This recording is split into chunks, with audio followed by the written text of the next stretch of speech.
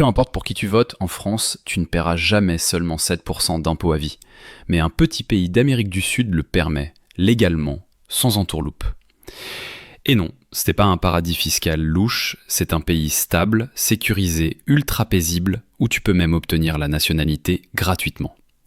Dans cette vidéo, je vais te montrer pourquoi l'Uruguay pourrait bien être le pays le plus intelligent du monde pour vivre libre. Alors que de nombreux pays sont secoués par les crises économiques, les tensions sociales ou les dérives autoritaires, l'Uruguay fait figure d'exception silencieuse. Ce petit pays d'Amérique du Sud, coincé entre deux géants instables, le Brésil et l'Argentine, reste étonnamment calme, stable et prospère. Il ne possède ni pétrole, ni ressources stratégiques, ni richesses naturelles convoitées. Et c'est justement ce qui le rend précieux. Personne ne cherche à le contrôler, à le piller ou à l'influencer. L'Uruguay évolue à son propre rythme, selon un modèle sobre et réfléchi, fondé sur la transparence, la démocratie et la liberté économique. Ce pays ne cherche pas à impressionner. Il ne dépense pas des fortunes pour attirer les ultra-riches ou pour construire des villes futuristes en plein désert. Il ne vend pas du rêve. Il propose simplement un cadre de vie cohérent, une fiscalité stable et une gouvernance saine. C'est un pays sûr, avec un système éducatif gratuit et reconnu, un système de santé accessible, une démocratie solide et des institutions respectées. Résultat, il est classé parmi les meilleurs endroits pour vivre en temps de crise, selon plusieurs indices internationaux. L'Uruguay ne fait pas de promesses tapageuses. Il offre la paix, la prévisibilité et une vraie liberté de choix pour ceux qui souhaitent s'y installer. Dans un monde où tout semble de plus en plus incertain, ce pays a choisi la voie inverse, celle de la discrétion, de la prudence, mais aussi de la vision à long terme. Ici, pas de changements brutaux, pas de réformes surprises, pas d'instabilité chronique. L'Uruguay assume un cap clair, devenir un refuge durable pour ceux qui cherchent à construire et non à fuir. Une stratégie discrète, mais redoutablement efficace. L'un des plus grands atouts de l'Uruguay réside dans sa fiscalité à la carte. Contrairement à la majorité des pays qui imposent un modèle unique à leurs résidents, l'Uruguay laisse le choix entre deux régimes fiscaux très clairs pour les nouveaux arrivants.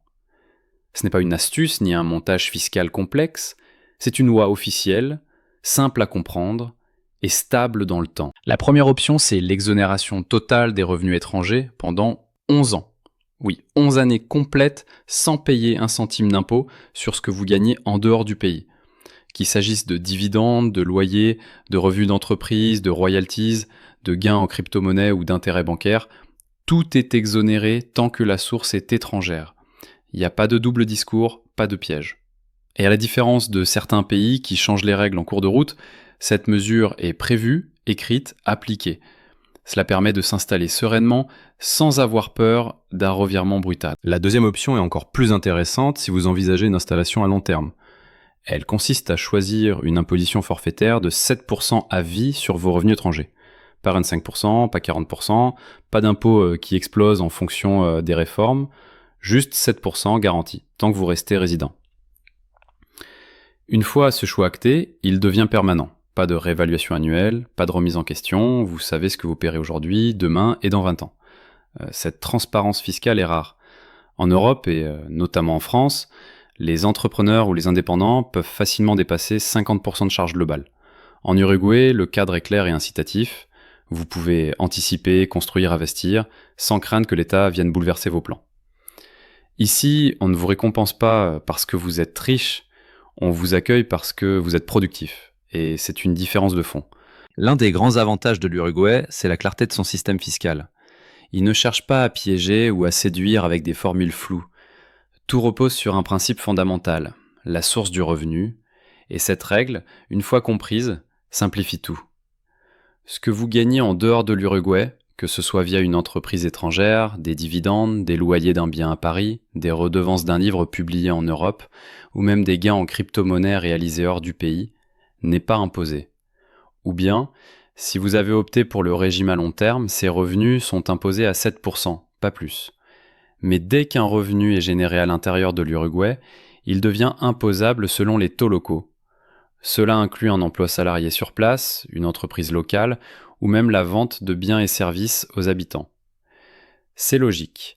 Vous bénéficiez des infrastructures, de la stabilité du pays, il est donc normal de contribuer si vous y générez de la richesse localement. C'est là que beaucoup d'expatriés se trompent. Ils pensent qu'en quittant leur pays d'origine, plus rien n'est imposable. Or, ce n'est pas votre lieu de résidence qui compte, c'est d'où vient l'argent.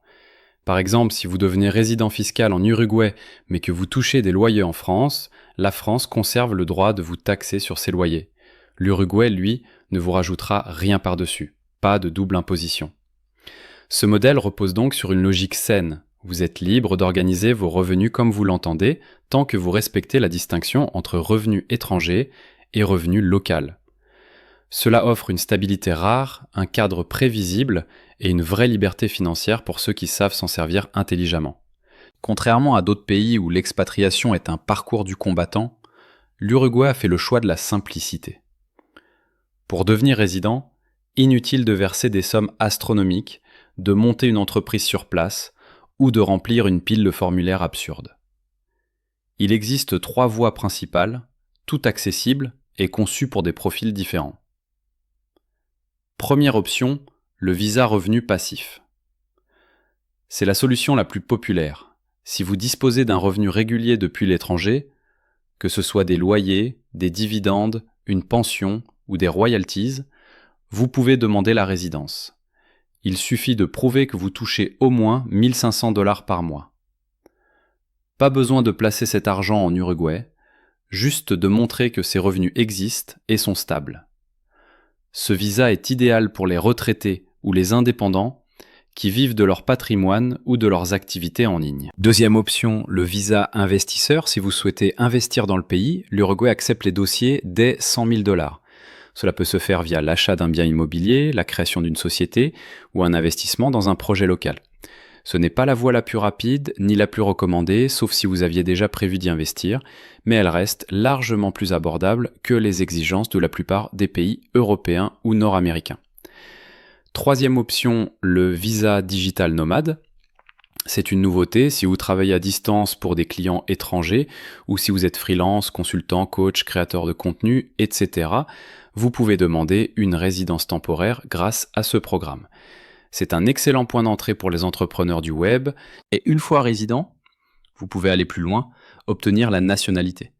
Et là encore, l'Uruguay ne complique pas les choses inutilement. Si vous êtes seul, vous pouvez faire votre demande après 5 ans de résidence. En couple ou en famille, le délai est réduit à 3 ans. Pas de test de langue, pas d'examen culturel.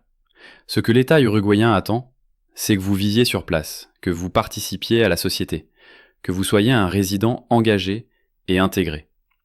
Une approche humaine, respectueuse et rare. L'Uruguay n'est pas un Eldorado marketing, il ne promet pas des miracles, il ne vend pas du rêve, mais ce qu'il propose est réel, stable, cohérent, un pays sûr, paisible, avec un système fiscal lisible, une démocratie solide et une qualité de vie qui fait rougir bien des nations dites développées.